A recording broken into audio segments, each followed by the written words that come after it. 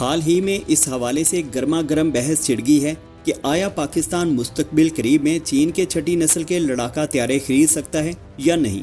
بعض ماہرین کا یہ بھی کہنا ہے کہ جب تک بھارت 5ویں نسل کے لڑاکا طیارے advanced medium combat aircraft AMCA کو شامل کرے گا، تب تک پاکستان چھٹی نسل کے طیاروں کے ساتھ پہلے ہی بہت آگے نکل چکا ہوگا۔ لیکن کیا یہ واقعی ممکن ہے؟ کیا چھٹی نسل کے لڑاکا طیارے پاکستان کی دسترس میں ہیں یا یہ محض قیاس رائیاں ہیں؟ پتہ لگانے کے لیے آخر تک ہمارے ساتھ رہیں۔ اس سے پہلے کہ ہم ویڈیو شروع کریں، چھوٹی سی درخواست ہے کہ ویڈیو کو زیادہ سے زیادہ لائک کیجیے، ہمارے چینل کو سبسکرائب کیجیے اور شیئر کیجیے۔ چند ماہ قبل چین نے اپنی چھٹی نسل کے لڑاکا طیارے کا کامیاب تجربہ کیا تھا، جس سے عالمی دفاعی حلقوں میں ہلچل مچ گئی تھی۔ اب تک ان جیٹ طیاروں کو محض تصورات سمجھا جاتا تھا، لیکن چین نے اس ویژن کو حقیقت میں بدل دیا ہے۔ مغربی دفاعی تجزیہ کاروں کو اب خدشہ ہے کہ اگر انہوں نے اپنی ڈیولپمنٹ کو تیز نہیں کیا تو چین فضائی بالادستی میں بہت آگے نکل جائے گا۔ یہ بات چیت ہمارے خطے تک بھی پہنچ چکی ہے اور یہ قیاس رائیاں کی جا رہی ہیں کہ اگلے 2 سے 3 سالوں میں پاکستان اپنی فضائیہ میں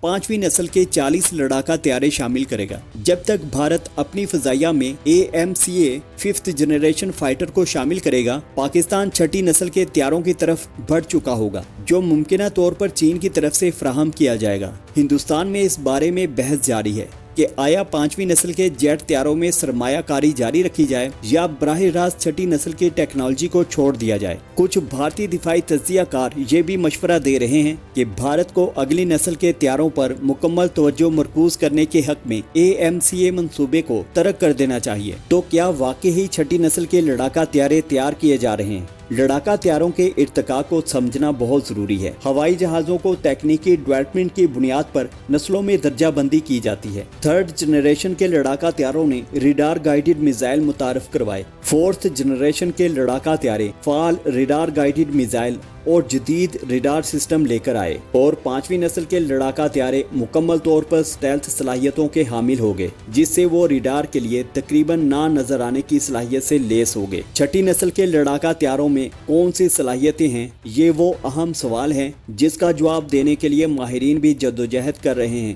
ایسی کوئی حتمی خصوصیت قائم نہیں کی گئی ہے جو چھٹی نسل کے طیاروں کو ان کے پیش روؤں سے مکمل طور پر الگ کر دیں۔ تاہم کچھ متوقع صلاحیتوں میں مصنوعی ذہانت سے چلنے والی خود مختار جنگی معاونت، ہائپر سونک صلاحیتیں، ڈائریکٹڈ انرجی ہتھیار جیسے لیزر سسٹم، جدید الیکٹرونک وارفیئر کی صلاحیتیں اور نیکسٹ جنریشن کی سٹیلتھ ٹیکنالوجی شامل ہے۔ اگر پاکستان واقعی چھٹی نسل کے لڑاکا طیارے حاصل کرنا چاہتا ہے تو چین کے ساتھ اس کے دفاعی تعاون کو مضبوط بنانا بہت اہم ہوگا۔ پاکستان چین کے ساتھ مشترکہ ڈیولپمنٹ پروگراموں میں حصہ لے سکتا ہے، جدید ٹیکنالوجی میں بصیرت حاصل کر سکتا ہے اور 5ویں نسل سے چھٹی نسل میں منتقلی کے لیے چیلنجوں کو بہتر طور پر سمجھ سکتا ہے۔ تاہم یہ دعویٰ کہ پاکستان کے پاس جلد ہی چھٹی نسل کے جیٹ طیارے فعال سروس میں ہوں گے انتہائی قبل از وقت اور غیر یقینی ہے۔ اگلی نسل کے لڑاکا طیارے کی تیاری اور اسے مکمل طور پر چلانے میں کئی دہائیاں لگتی ہیں۔ تو کیا پاکستان مستقبل میں چھٹی نسل کے لڑاکا طیارے خریدے گا؟ ممکنہ طور پر خریدے گا،